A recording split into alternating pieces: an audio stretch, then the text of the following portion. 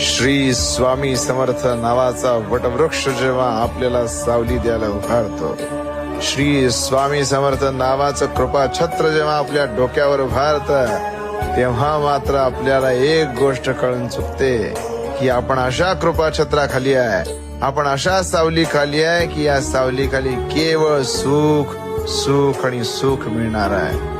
महाराजांची सेवा करत असताना प्रत्येक मनुष्याला अनेक दुःख संकटांचा सामना करावा लागतो, पण ही दुःख संकट म्हणजे महाराज आपली घेत असलेली परीक्षा असते.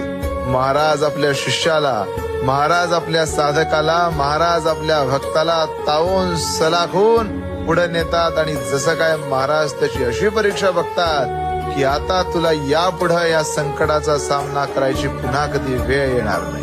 महाराज सदैव पाठीशी उभारतात आणि साथ देतात. श्री स्वामी समर्थ.